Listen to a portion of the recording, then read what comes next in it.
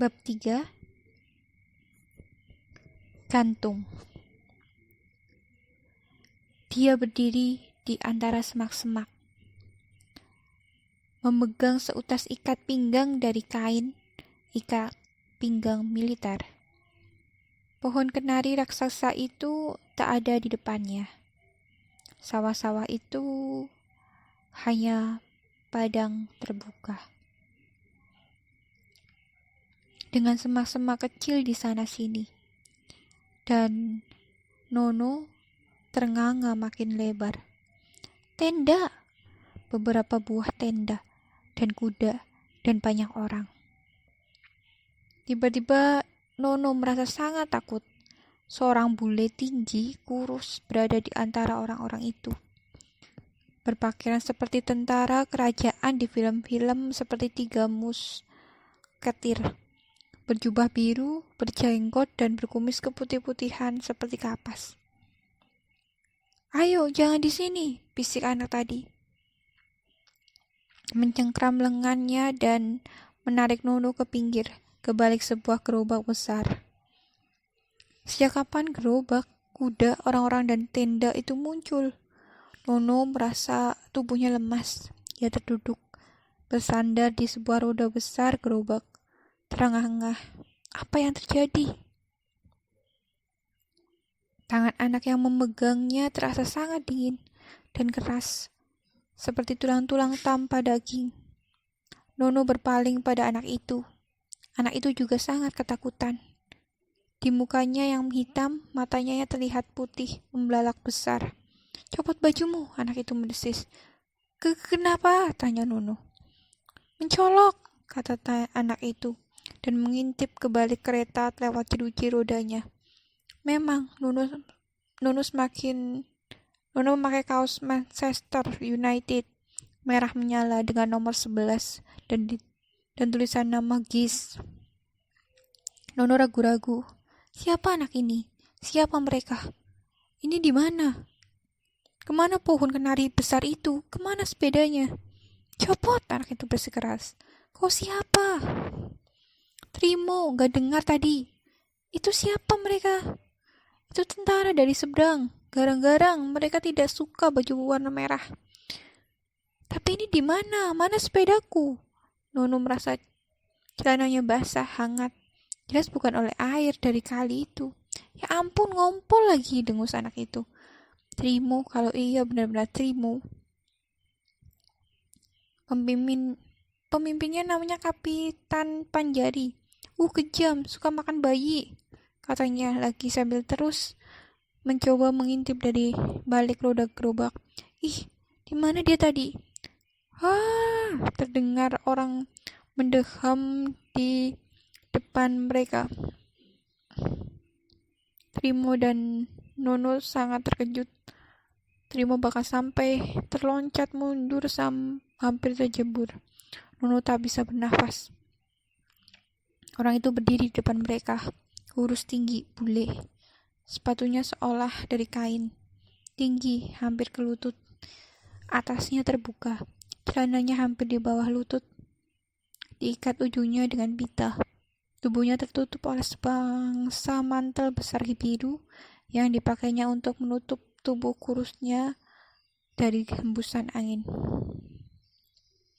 Hembusan angin memang cukup keras, membuat rambutnya yang putih kekuningan serta jenggot dan kupisnya berjerai-jerai. Dingin. Tapi lebih dingin dari ujung tombak yang menempel di leher Nono. Tombak itu panjang, ujungnya seolah bermata dua, yang lurus bagaikan pisau, sedangkan yang di ujung di kiri kanan pangkal pisau itu berbentuk kapak, putih mengkilap di matahari sore. Besi atau baja dingin di leher Nono. Kembali tiba-tiba celana Nono basah. "What there?" orang itu membentak. Entah apa yang dikatakannya, Nono terus menganga.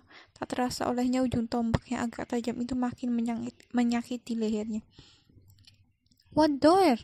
orang itu sampai berteriak. Nono hampir tercekik, tak tahu harus menjawab apa. "Kamu siapa?" tiba-tiba seorang bertanya. dalam bahasa Jawa, dan Nono baru melihat bahwa ia dan Trimo telah dikelilingi beberapa orang. Ada yang memakai baju seperti seragam, celana biru sampai lutut, baju biru dengan ikat pinggang kulit besar dan ikat kepala kain. Tapi yang kebanyakan hanya memakai kain diikatkan di pinggangnya. Orang yang bertanya tadi memakai celana dan baju biru, dengan topi seperti topi petani digantungkan di leher, di punggungnya. Mukanya hitam kotor dengan jenggot dan kumis berantakan, rambutnya dikondai. Tuan Kapten bertanya, "Kamu siapa?" Orang itu mengulang pertanyaannya. Mukanya seram, tapi agaknya baik hati. Paling tidak tangannya yang besar itu mendorong tombak orang bule itu hingga tidak terlalu melekat di lehernya. Aku Nono. Nono terengah-engah. Har, UPT Spion Swan di Duel Network. Orang bule itu menggeram dan berbicara cepat seperti berkumur-kumur. Nono ingat Mbak Iva biasa bilang kalau mendengar Bob atau Om Widya berbicara. Mengingat Mbak Iva, hati Nono agak tenang sedikit. Ya cuma tak tahu bule itu bicara apa. Jadi ia masih tetap melongo besar. Dan ini agaknya membuat si bule marah. Sekali lagi tombaknya ditujukan ke leher Nono. Kini bahkan menembus kaos MU-nya di belakang lehernya. Ini kaos oleh-oleh Om Widya dari Bangkok. Tentu saja bule itu tak tahu. Dan saat ia mengangkat ujung tombaknya, terpaksa Nono ikut berdiri. Si bule itu menunjuk-nunjuk lambang Manchester United di kaos Nono, sambil terus mencerocos. Si orang tua berwajah hitam kini melongo, memperhatikan lambang MU itu. Bahkan Trimo juga tertarik untuk mendekat, memperhatikan lambang itu. "Siapa kamu?" tanya si lelaki berwajah hitam dalam bahasa Jawa. Nono. Nono tergagap. "Kamu orang Jawa?" "Iya." Nono bingung, bahasa Jawanya amat terbatas. "Tidak bisa, ini gambarnya apa?" Orang itu menunjukkan pada lambang MU. "MU," jawab Nono. "Kenapa sih mereka ini? Apa mereka para penggemar Chelsea?"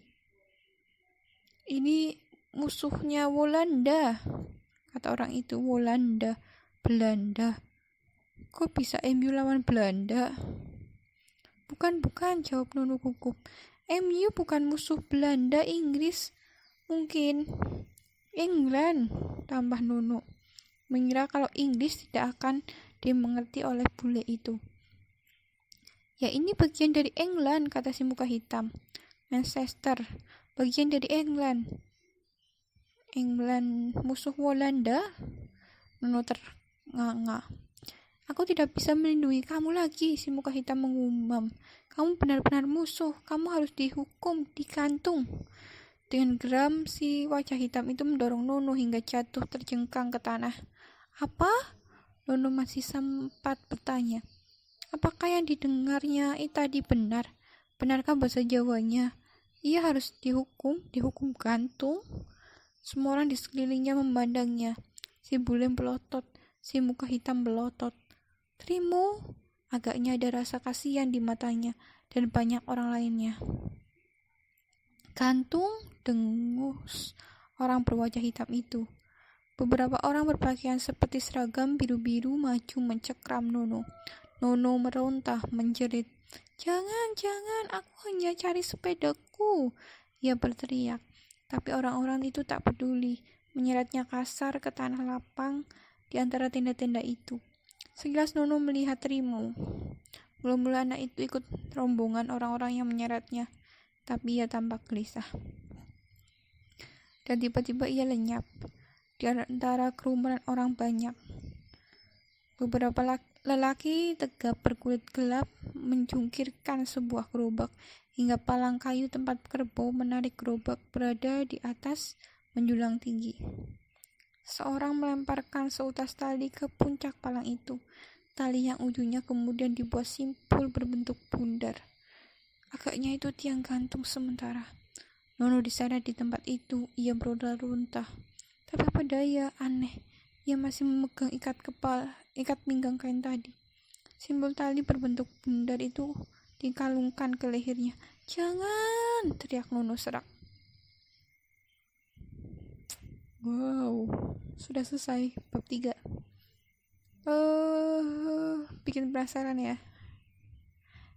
Tunggu bab 3, bab 4-nya lagi. Makasih.